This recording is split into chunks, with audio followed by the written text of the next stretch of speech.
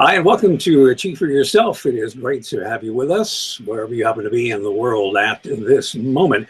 Today's society pretty much gets its forward motion on things like performance, competition, and perfection, which leads to a big increase in stress. Stress causes damage that's often underestimated, and it's a social phenomenon too, one that's being examined and evaluated constantly. Our guest today says empathy helps us produce our own natural stress-reducing chemicals. Dr. Arthur Ciaramicoli has been on the faculty of Harvard Medical School. He's a licensed clinical psychologist and the chief medical officer of the mental health platform soundminds.org. He's authored several books, including The Stress Solution, using empathy and cognitive behavioral therapy to reduce anxiety and develop resilience. If we ever needed a solution to a pressing problem, this would no doubt be it. And Doctor, the Stress Solution is a most inviting title, but the layperson might be wondering, well, what is cognitive behavioral therapy? Can you give us a definition of CBT? Sure. John, cognitive behavioral therapy basically focuses on correcting distorted thinking. So it's more presently focused. It doesn't focus on the past. I use empathy to do that part of this formula. But cognitive behavioral therapy basically focuses how we perceive in distorted ways based on old conditioning from early in our lives. So when we generalize, or we use black and white thinking, or we catastrophize, or we magnify, whenever we're misperceiving, when we're not perceiving the truth, we're producing the stress hormone cortisol. And when we produce the stress hormone cortisol, it has many, many negative complications. You know, it causes inflammation, it causes weight gain, it causes the loss of muscle tissue, it causes an increase in fat cells, it causes insomnia, it causes anxiety, and it can cause depression. And most importantly, which is most common, is it causes a loss of memory. It actually kills memory cells in the memory center of the brain. So it kills neurons in the memory center of the brain. So if we're misperceiving on a consistent level, and that's what cognitive distortions really come into play, we're often stressed on a daily basis. You know, Americans today indicate that in 2015, 75% of Americans say that they experience stress on a physical or emotional level every day. And 50% of Americans say that they wake up every night due to stress. And 75% of visits to primary care physicians were due to stress in 2015. So we really are experiencing a stress epidemic, and cognitive behavioral therapy focuses on helping us be able to perceive the truth rather than perceiving from old conditioning that can continue to produce ongoing tension. Well, I'm sure most people would agree that there certainly is a big jump in stress in their lives and in just about everything they look at and see. Why such a big jump in stress?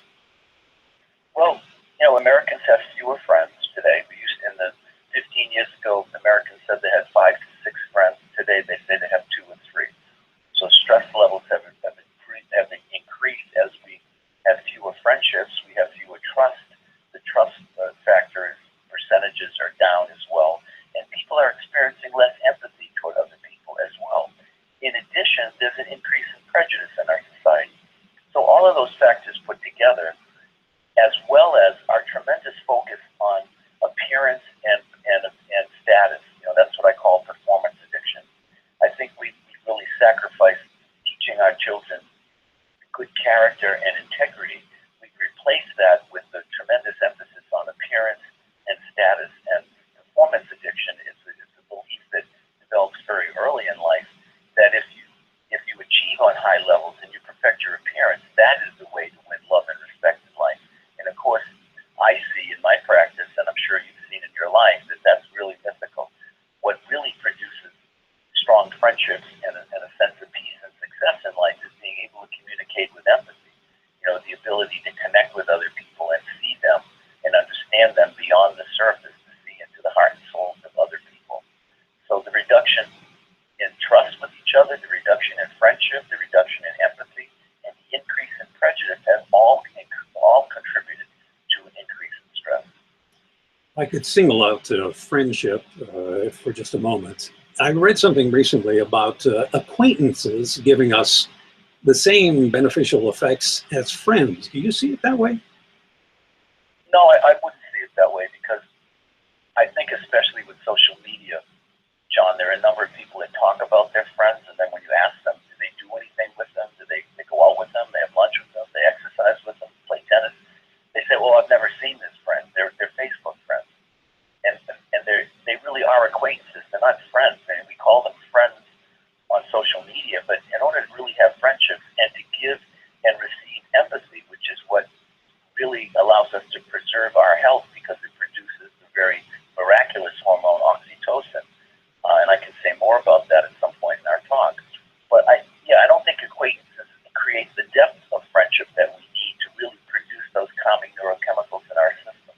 Mm. There's a great quote in the advance publicity to the book. We work too much, sleep too little, and love with half a heart. Given that we understand work and sleep levels, what does it mean to love with half a heart? Well, I think we have trouble being present. There's a section in the book on empathic listening, which I call holy listening. It's listening another person's soul into a position of discovery and disclosure. Really, again, seeing beyond the surface and seeing into the heart and soul of another person. Empathy is basically everyday mind reading. It's being able to understand a person on a deeper level, and that's what creates a very deep connection. And if we're sleep deprived, if we're not eating well, if we're overweight, if we're working 70, 80 hours a week, we're not present, so we don't really listen to the other person. We don't really make a deeper connection, and that's what loving with half a heart is. Mm. Well, you've said a number of times that we don't see ourselves accurately, our perception being muddied largely through conditioning. Talk about what the conditioning is and where it comes from. I'm sensing early on maybe family and family surroundings. Yes, I mean, we need to understand our past so that our theories and old patterns don't interfere with understanding and perceiving. So if you're unaware of your own biases from the past, your ability to perceive accurately is going to be compromised. For instance, if you have a fear of anger because your father had a short temper, you may be overly sensitive to people you encounter who are passionate but not angry. So these sensitivities develop very early in life, and then we start to misperceive. There's a chapter in the book on prejudice, which I was delighted that my publisher allowed me to write because, when you think of it, these are forms of prejudices. And if you grew up with prejudice in your own family, like toward Italians or Irish or African Americans or Muslims, whoever they are, then you're going to feel stressed when you're around these people. And you don't realize that these are biases and ways of thinking that really aren't based on truth or objectivity. They're based on what you heard and what you encoded in your mind very early in life. Hmm. I read medical articles and blogs that suggest that to combat stress, we talk about our problems with people we trust. By expressing your feelings, your stress will be reduced. When does the problem of stress reach a point when a person really should seek you out and get professional help? Well, I think, this book is a workbook, John, and it teaches people how to slow down and use empathy to find out where your old conditioning was so that you can perceive accurately. There are exercises at the end of each chapter. There's really a request to keep a journal as you're going through the book and to not read it quickly, but to do the exercises. And then at the end of each chapter, I have a take action part, which I ask people basically to take an action because I believe change is an active process. You can't just think about it or read about it. You have to put it into action. So if you read this book and you don't find yourself learning as you're sharing with other people enough to reduce your anxiety, then it is important to consult someone like myself, a clinical psychologist, or other mental health professional. Mm-hmm. And there are lots of questions in the book to determine if you're a performance addict. Talk about some of those questions. Well, performance addict really is really trying to, the questions are focusing on what your feelings about your appearance are, what your feelings are about status, and what you came to believe in life would bring you love and respect, which is what all human beings want. And as I said earlier, performance addiction is the belief that perfecting appearance and achieving status will secure love and respect. And, my first recognition of performance addiction came about largely as a result of working with a group of individuals who embodied so many of the qualities that are highly regarded in professional and public life, but their resumes were very impressive. But I noticed despite their capabilities, they seemed to have little regard for their personal achievements or their physical appearance. They all seem to be what I call scoreboard watchers. And those are other questions in the questionnaire. Are you always comparing and contrasting yourself to others? Are you always comparing and contrasting your mate to others? Are you always comparing and contrasting your children to others? And your house to others? And your 401k to others? And so forth and so on. It's this constant comparing every day, taking inventory of how well or how terribly you're performing, how attractive or how dreadful you look in the mirror.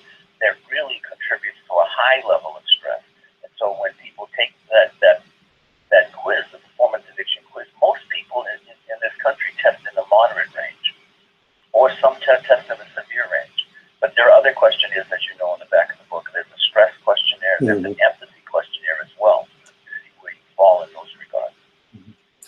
Now, you mentioned some recommendations, getting good sleep and diet. How do you feel about a meditation practice? Oh, I think meditation is extremely helpful. You know, meditation slows our processes down, and it really reduces tension significantly, as does yoga and other certain practices, as does aerobic exercise. But one of the things that I think we underestimate is that we can produce this kind of brain chemistry on our own when we know how to encounter other people empathically. When we give and receive empathy, we produce oxytocin, which is that amazing hormone that, you know, reduces anxiety and cortisol levels, the stress hormones. It's been proven to help us live longer, to aid in recovery from illness. It promotes a sense of calm and well-being. It increases empathy and generosity, whereas cortisol, the stress hormone, we know from certain studies, reduces empathy. And it reduces craving for addictive substances. It creates a bonding and an increase in trust of others, and it decreases fear. So it gives us a sense of security with other people, which again allows us to feel safe, vulnerable, and able to open up and form deeper relationships, deeper friendships, and have deeper relationships with those that are closest to us. And of course, we're also talking about reducing inflammation, I guess, which is a big killer, I mean, as far as the major diseases, no? Yes, absolutely. I mean, we've learned so much over the last 10 years about inflammation and the negative effects of it, but oxytocin, which is produced when we give and receive empathy, reduces inflammation. Stress, which produces cortisol, increases inflammation.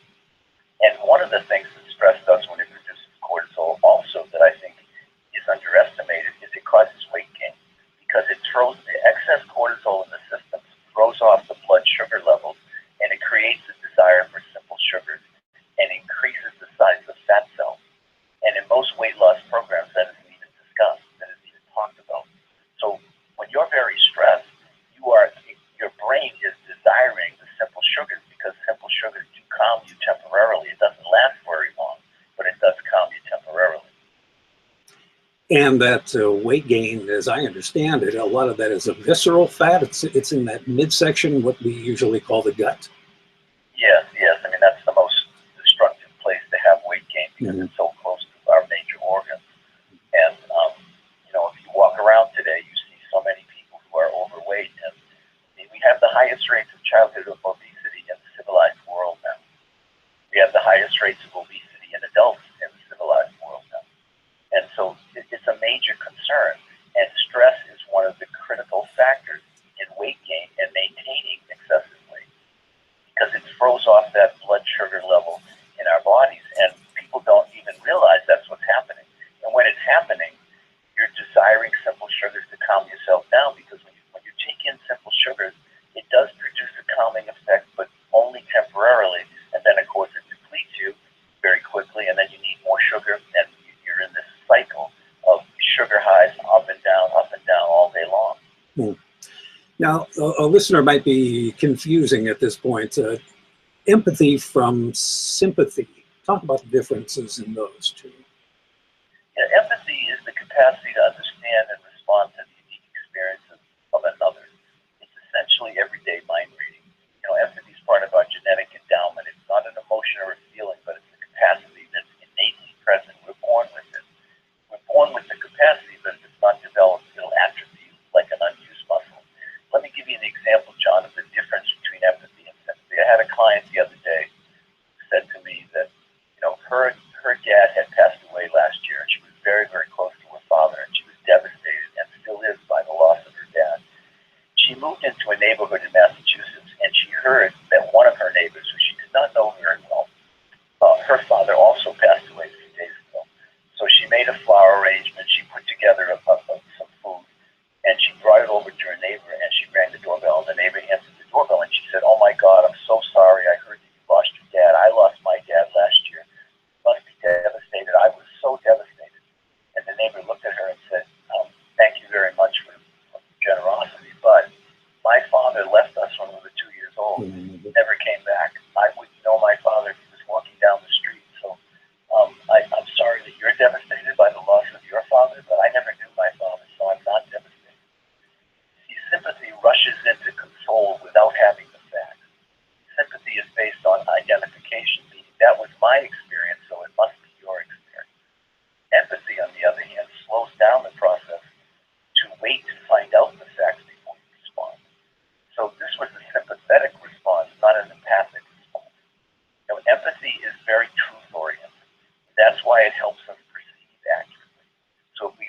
someone that doesn't look like us, or someone of a different color or a different race, and we find out if they're a different religion, we don't automatically start assuming we know who they are. We wait to find out the facts of who they are. Mhm. And basically, sympathy is very quick and impulsive and rushes in with good intentions often. But people don't often feel listened to when you're rushing in with sympathy, because you can easily misconstrue what they're experiencing, as this woman did in the experience she told me about last week. If we can go back to prejudice, and I am also glad you mentioned this in the book, the effects of prejudice. And I'm asking now on a kind of a macro level, rather than talking to one person. If you were to say to society in general, one thing to sort of curb, I guess, prejudice, or to somehow address prejudice, what would you say to people in general to do something about the terrible state of prejudice that we're seeing? Well, this is extremely concerning to me, John. And I think what we need to realize is whenever we encounter someone who we have an inherent prejudice, whether conscious or unconscious, we begin to experience a degree of stress. When we're stressed, we release the stress hormone cortisol, which limits our capacity for empathy while also causing repetitive negative thinking. So if you're prejudiced against several types of people, it's likely that your cortisol levels would be consistently high, in addition to causing negative thinking and all the other negative effects that we talked about a few minutes ago of cortisol release. So in order to not be prejudiced, we have to keep unlearning some of the distorted views that were created early in our lives by the people that we were exposed to or what we heard. So we have to ask ourselves, do we really know these people? Because and what empathy teaches us is that when we really get beyond the surface, we're all more alike than not alike. We all are. Human beings have a tremendous amount in common. And when we use empathy, we can form relationships with all kinds of people who don't initially seem like us. But underneath, they want to be loved and respected just like we do. So, people with the highest degree of empathy are most successful, interestingly, in the professional world as well as in their personal lives, because they can make relationships with anybody. And we live in an international climate now. So many of my clients go to India, they go to China, they go throughout Europe to sell their goods and vice versa. And we have to make relationships with people that come from different cultures. And when we just have an inherent prejudice against them, we're assuming again. We're assuming by misperception, by having cognitive distortions about them, that we know what they're about. Don't assume you know what a person is about until you learn more about them. When you learn more about even the major religions, they have so much in common if you really read about them and read the original text. But people just, they get a soundbite on TV and they think that they know what this person or that person is about. And again, our prejudice rates have increased. We need to decrease them. We need to find the common ground with other people. And this is critically important with children. Our daughter is a kindergarten teacher, and she will tell you, in her class of, I think, 22 children this year, 11 of them were from other countries. And she'll tell you that when they're out in the playground, they all get along. They're all hugging each other. The boys have just as much empathy as the girls. They don't make fun of each other. They don't notice color. They don't pay attention to last names. But she will tell you, by the time they're in the 4th and 5th grade, you see a significant difference. Why? Because what they're exposed to. They're bringing home this person, or they want to go have a play date with that family, and the parents make a comment, or, oh, we don't want you playing with this one or that one. In the chapter on prejudice, I have 10 or 12 comments by, interestingly, college-educated people that were made. I don't want my child playing with this group or that group. And of course, the kids hear this, and now their world is becoming smaller, and their world is becoming more stressful, because now they can't have a relationship with someone of a different religion, or they can't have a relationship with someone of a different race. And we're creating stress in our children. We're teaching them incorrectly that they can't connect with certain people that they already connected with. Mm-hmm. So what happens as they grow up? They basically have to unlearn what they learned early on and get back to that basic goodness. There's a chapter in the book, as you know, on goodness, and how giving produces oxytocin as well. People who are giving are 13 times more healthy than people who are just takers.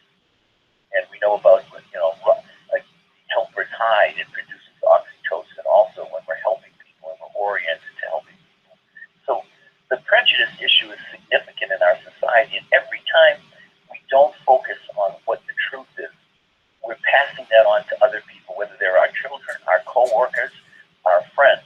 And we then become one of the people who are causing more pain and stress in our society and in our lives, rather than being people who are making a change, being a change agent. Empathy allows us to be a change agent because it connects people who on the outside don't look alike, but on the inside certainly are. Very well said. That sounds like a good stopping point to me. I'll ask you, where will we find your website? Well, my website is balanceyoursuccess.com. Okay, and we can learn more about you and get the book, I would think, through the site. I'm sorry? We could also get the book through the website. Yes, you can get the book through the website by just clicking on either Amazon, Barnes & Noble, or independent booksellers. Also, I believe Amazon has the book on sale this week online. Well, that's timely. All right. And the book is The Stress Solution, Using Empathy and Cognitive Behavioral Therapy to Reduce Anxiety and Develop Resilience, from our guest, Dr. Arthur Ciaramicoli. Thanks, Arthur, for a book that I think gives a great understanding of what stress is and a lot of useful tools to do something about it. All the best to you, and please come back and talk with us again, okay? Well, I would love to, John. Thanks so much for having me. I appreciate it. All right, and thanks again for the interview. Take care. We'll talk to you. Bye-bye now. Okay, Dr. Arthur Ciaramicoli. We will, as usual, link to our guest's website at achieve4yourself.com. If you're on the site right now, you'll see it there in just a little bit. That link will be there. If you're on Facebook today, thanks for joining us there. We plan on doing these on the Achieve For Yourself Facebook site as well. When you're there, please like us on Facebook. Appreciate that. I want to remind you, too, to subscribe to Genuline's blog posts. That way you'll find out exactly what we're going to be doing and when and who's going to be on. And just to give you a little teaser, our next Achieve For Yourself edition features a guest who is a bit on the younger side, but certainly very accomplished. And she speaks to teens and young people in general, and I think you're going to like this one. I'll tell you more in one of those blog posts. So if you haven't subscribed yet, do subscribe to Genulines, and that'll take you where you want to go. Also, if you noticed this week, we had some blog posts on stress and some tips to combat stress, just some little things you can put into practice right away as you get, as you prepare to do more of the work of the kind that Dr. Ciaramicoli was talking about. And hopefully we'll give you more of those too in the future. This month marks the 9th year of Achieve For Yourself's existence, and I think rather than get the presents, we should give the presents to you. You've been great to be staying with us all of these years. I very much appreciate that. So we'll have more papers and videos and things like that to help you lead that more genuine life. Also, I think you saw if you got the blog post, you saw the video we did concerning health and nutrition, and that would be a recipe from Joe Eager, who'll be joining us for more cooking tips and more great recipes. It was a good one if you saw it, and I hope you did. If not, go to the blog again and check it out.